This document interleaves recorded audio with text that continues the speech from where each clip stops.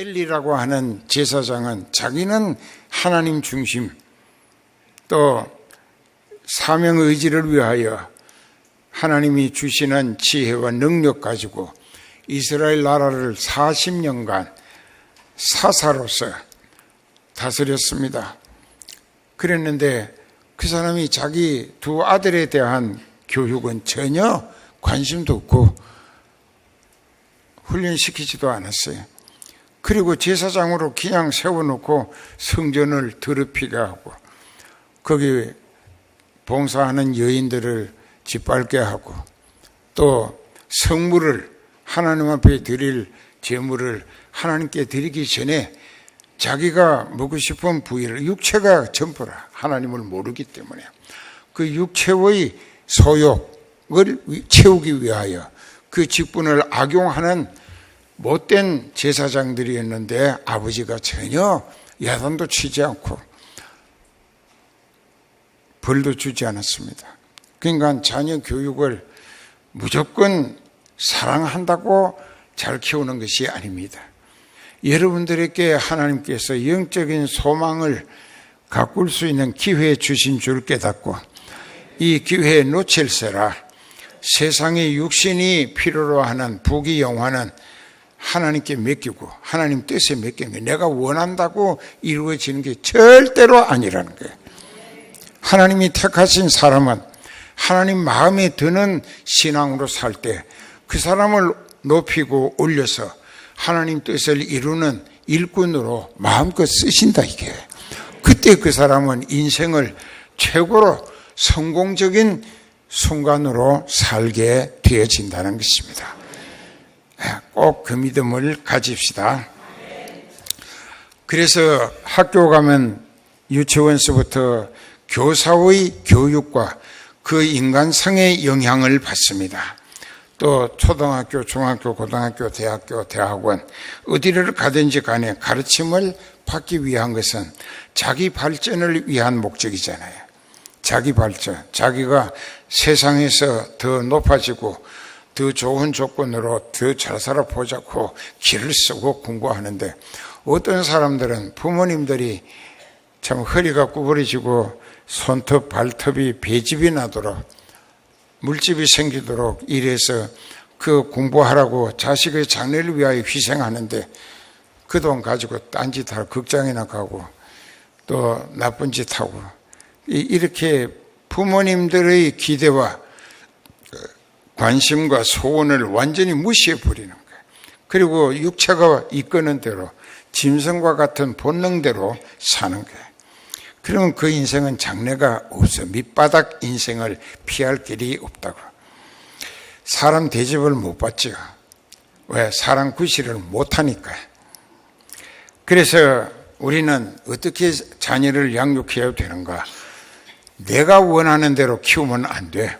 하나님이 이 아들, 딸을 우리 내외에 있게 낳게 하고 기를 수 있도록 기회를 주셨으니까 그 자식을 생기게 낳게 기르게 하시는 이가 하나님이셔요. 믿어요? 그러니까 그 하나님 마음에 드는 신앙 인격으로 양육해야 한다 이게. 그래서 신약 성경에 그 에베소서 6장 1절부터 자녀들아 너희 부모를 주 안에서 순종하라. 이것이 옳으니라. 네 아버지와 어머니를 공경하라. 이것이 약속 있는 첫 계명이니 이는 네가 잘 되고 땅에서 오래 살 것이다. 자, 이것은 자녀들에게 부모님을 어떻게 대해야 되느냐. 부모님이 불신앙적인 욕구를 가지고 그 아들, 딸들에게 교회 가지 말라, 뭐 예수 믿지 말라 한다고 해서 순종하라는 게 아니고 자녀들아 주 안에서 주님의 가르치심과 그 기대하시는 뜻 안에서 네 부모님을 공경하라. 그 자녀가 깨닫고 부모님은 못 깨달았다고 하면은 그 자녀에게 최고의 효도는 지옥 가고 계시는 부모님을 천국 길로 인도해 드리는 것이 최고의 효도가 되는 줄 믿습니다. 그것이 주 안에서 반드시 숫자 하나 붙였다고. 주 안에서, 주 예수님 안에서 공경하라, 즉 신앙 목적으로 살아라는 것입니다. 이것이 옳다. 네 아버지나 어머니를 공경하라. 예, 잘 섬기라. 이것이 약속 있는 첫 계명이라. 이게 무슨 뜻이냐? 10계명이 10가지가 있습니다. 그래서 10계명이라고 하는 거예요. 그러면 그 중에 하나, 둘, 셋, 네 번째까지는 신자가, 인간이 하나님을 향하여 하나님께 대하여 지켜야 할 도리가 4가지입니다. 그 5번째가 사람과 사람 사이에 지켜야 할 계명인데, 그 첫째가 부모를 공경하라는 것입니다. 그러니까 부모님께 효도하라는 거예요. 주 안에서. 그래서 이것은 약속 있는 첫 계명이라, 즉 사람이 사람 사이에서 지켜야 할 계명 중인 첫 번째다, 그 말입니다.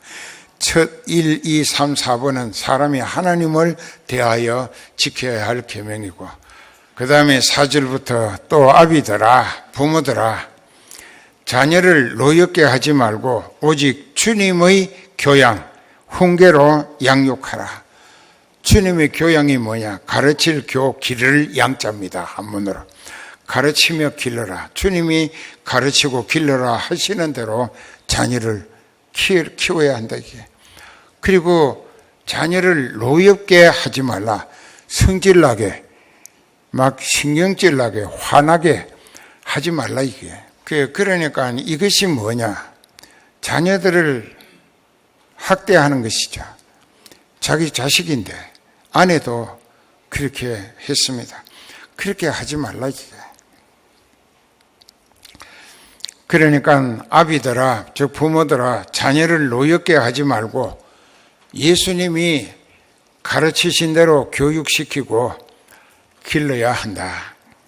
그래야 예수님 마음에 드는 자녀가 되도록 신앙교육을 잘 시켜주면 반드시 하나님이 함께 하시고 평생을 붙들어 쓰시고 하나님께서 길을 예비하시고 인도하시며 그 길에서 해야 할 일을 할 수 있도록 모든 것을 하나님이 밀어주신다, 이게. 나처럼 그렇게 살면은 하나님이 살리시는 은혜로 사는 아들, 딸이 될 수 있다, 이깁니다. 오늘 본문 말씀에 이제 들어갑니다. 그렇게 했더니 하나님께서 그냥 세월만 가게 내버려 두시지 않고 하나님이 어떻게 하시는가? 오늘 사무엘상 2장 27절부터 하나님의 사람, 즉 하나님의 사자가 엘리야에게 나타났습니다. 여호와의 말씀에 너희 조상의 집이 애굽에서 바로의 집에 종으로 탈 때에 내가 그들에게 나타나지 아니하였느냐? 즉 애굽에서 이끌어 오지 않았느냐, 그 얘기입니다. 이스라엘 모든 지파 중에서 내가 아론을 택하여 나의 제사장을 삼아 그로 내 단에 올라 분향하며 내 앞에서 에봇을 입고, 요즘 말로는 가운입니다. 에봇을 입게 하지 아니하였느냐? 이스라엘 자손의 드리는 모든 제물을 내가 네 조상의 집에 주지 아니하였느냐? 즉 제사장 가족들은 백성들이 속죄제를 드리고 또 제물을 하나님께 바치고 그 다음에 물려낸 다음에 제사장과 그 가족들이 먹을 양식으로 하나님이 주셨다는 것입니다. 그런데 그 다음에 어떻게 했냐? 그 29절에 보면 너희는 어찌하여 내가 나의 처소에서 명한 나의 제물, 즉 성막에서 내게 드릴 제물 또 예물을 짓밟으며 네 아들들을 나보다 더 중히 여겨 내 백성 이스라엘의 드리는 가장 좋은 것으로 스스로 자기를 살찌게 하느냐? 즉 하나님의 것을 가로채가지고 하나님보다 먼저도 자기네들이 먹어치웠다 이깁니다. 그러므로 30절에 이스라엘의 하나님 나 여호와가 말하노라.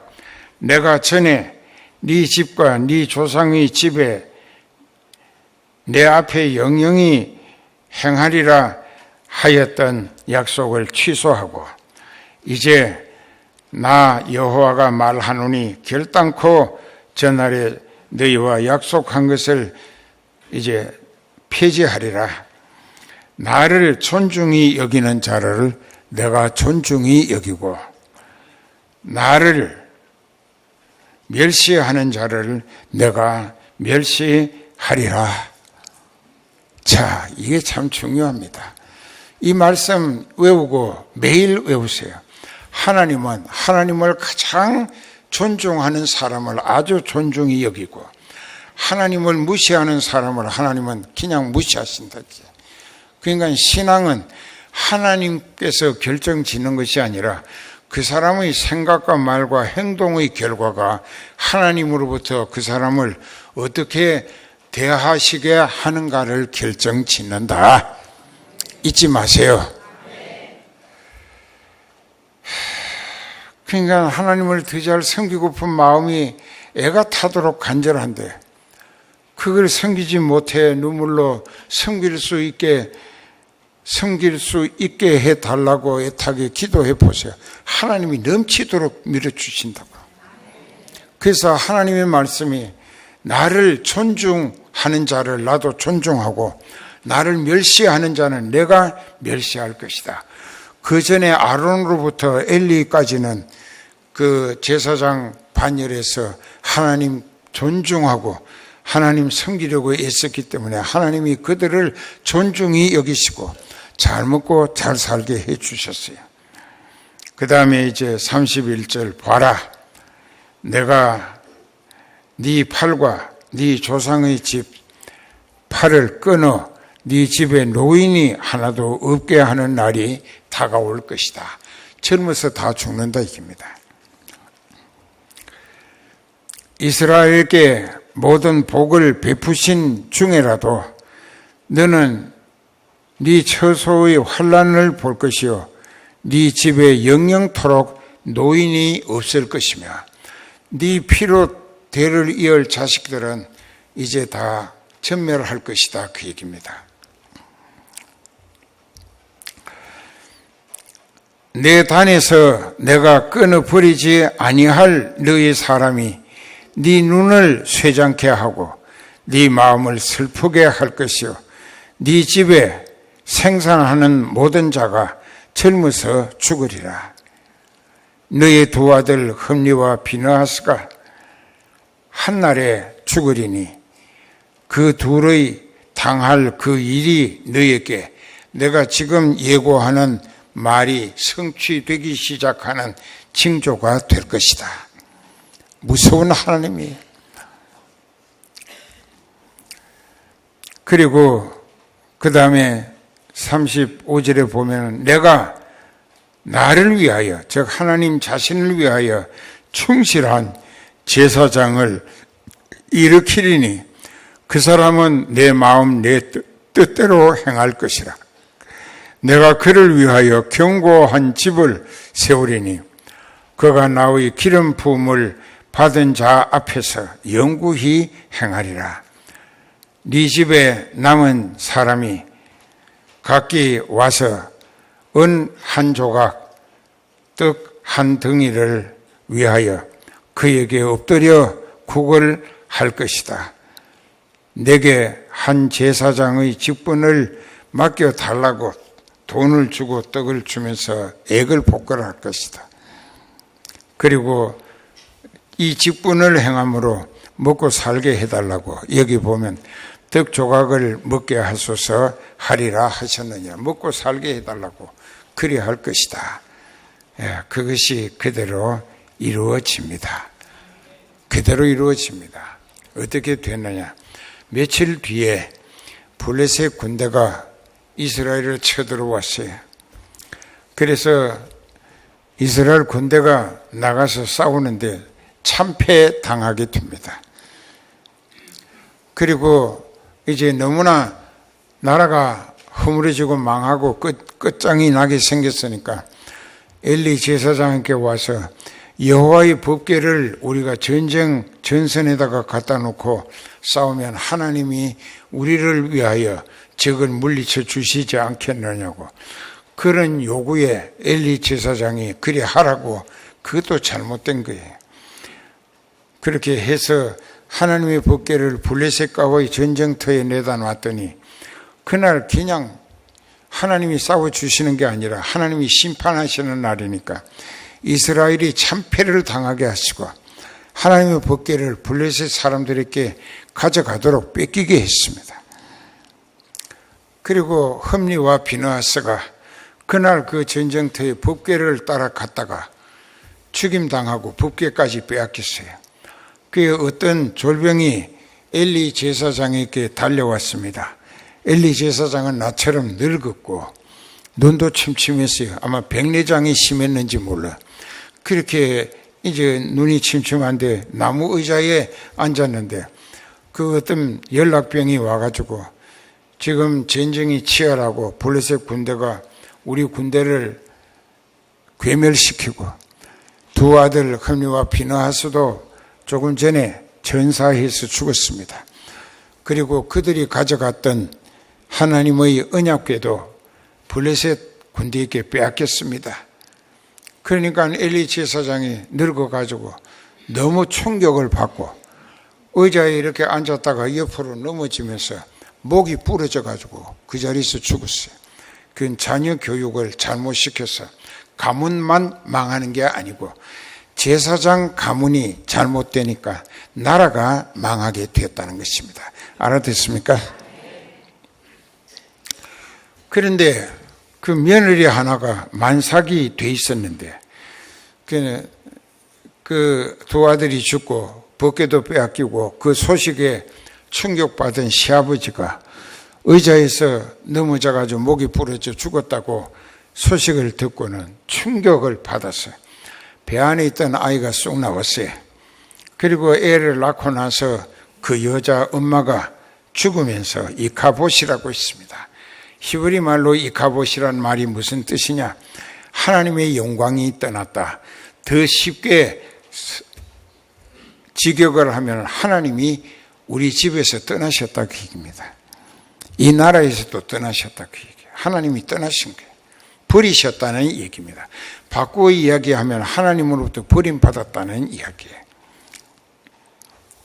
그래서 그날 하나님의 사자에 의한 하나님의 예고가 다 이루어졌습니다. 엘리 제사장은 이 사무엘이라고 하는 남의 아들 엘가나와 한나의 사이에서 기도해서 얻은 아들 사무엘을 그 젖떨어지는 날 엄마 아버지가 예물을 나귀에다 많이 싣고 와서 이 사무엘을 엘리 제사장에게 성막 안에서 키우라고 넘겨줬어요. 그렇게 하고 나서 사무엘은 엘리 제사장과 함께 성막 안에서 살았습니다. 그러니까 엘리 제사장이 하는 대로 배웠어요. 그랬는데 이 엘리 제사장이 사무엘 하나는 신앙인으로 제대로 잘 길렀다고. 내 새끼는 아주 실패했지만 남의 자녀는 아주 신앙으로 잘 길렀다고. 그 사무엘은 6살쯤 됐을 때 하나님이 사무엘하고 대화를 하십니다. 이것은 무엇을 의미하느냐? 엘리는 하나님이 밀쳐놓고 사무엘을 앞으로 쓰시겠다는 신호이기도 했었습니다. 그게 시그널이에요. 그렇게 해서 이제 이 사무엘이 하나님 앞에서 자랍니다. 사무엘은 이스라엘 역사 속에서 모세 이후 구약시대에는 최고로 훌륭한 제사장이고 마지막 사사였고 선지자였습니다.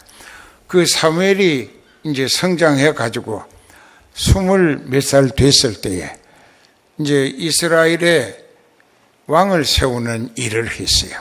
하나님이 사사시대는 끝내시고 백성이 원하는 대로 왕정 정치, 임금을 세워서 왕이 정치하게 하는 것을 이 구약시대의 사사시대는 신학적 용어로 신정정치라고 합니다. 하나님이 직접 다스리시고 비서처럼 사사를 세워서 쓰셨습니다.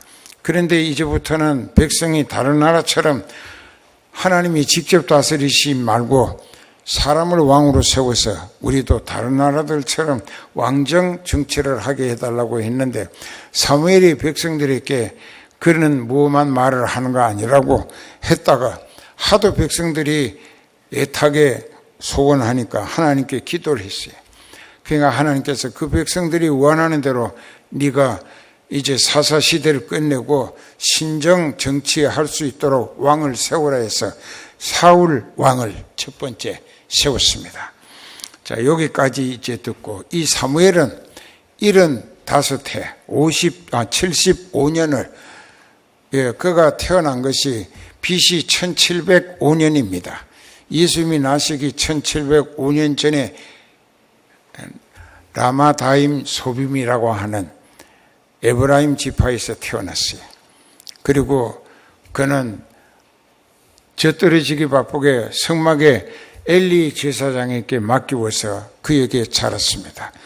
그런데 훗날 가다 보니까 하나님이 사무엘을 쓰시고 엘리 제사장의 가문에 당하게 될 죄값의 형벌을 사무엘이 자기 입으로 하나님이 이렇게 말씀하신다고 했어요.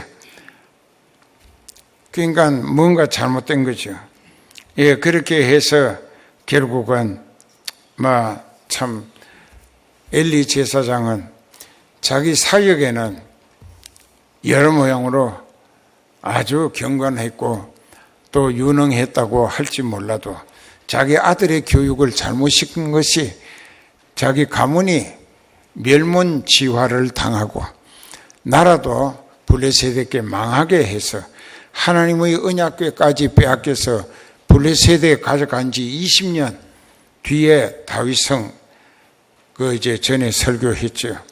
그렇게 모셔왔습니다. 그 우리가 여기서 잘 깨달아야 될 것은 여러분 개인의 신앙이 먼저 하나님 앞에 영적인 소망의 믿음으로 성령이 충만하고 진리가 정통한 확실한 믿음으로 밥 먹고 살자, 돈 벌어야 한다, 이런 어리석은 유혹에 빠지지 말고 먼저 철저히 회개하고 내가 성령을 받아야 하나님의 아들, 딸의 신분이 되고 또 하늘나라를 상속받을 수 있는 자격을 얻는 것이 됩니다. 천국 간다 이게. 반드시 천국 가야 돼. 그 믿음으로 자기가 바로 서고 부모님이 계시면 부모님, 자녀들이 있으면 자녀들도 자기와 같은 믿음으로 영적인 소망의 구원을 먼저 확보해 놓고 믿음으로 살도록 교육과 훈련을 시켜서 그 자녀들이 부모의 마음에 보면은 그렇다고 여러분들이 믿음이 좋은가 자신들은 그렇게 생각하는데 내가 볼 때는 너무나 실망스러운 일들이 많아. 그 아이들이 주일날 돈 번다고 다른 짓을 해도 전혀 개념치 않고 그 교회 돈 안 벌어도 좋으니까 먹을 거 없으면 금식기도 하면 하나님이 은혜 주실 거라고 신앙으로 아주 강력하게 아주 강권적으로라도 이끌어야 그 자식이 하나님 보시기에 하나님이 더 살리고 싶으셔야 계속 살 수 있고 또 하나님 보시기에 쓰실만 하면 하나님의 일거리를 그에게 주시면서 그 일을 이루어 드릴 수 있기 위해 필요한 은혜도 건강도 지혜도 기술도 필요한 물질도 반드시 하나님은 밀어주신다 이게. 그것이 믿음으로 사는 가장 지혜롭고 성공적인 방법이 아니겠는가.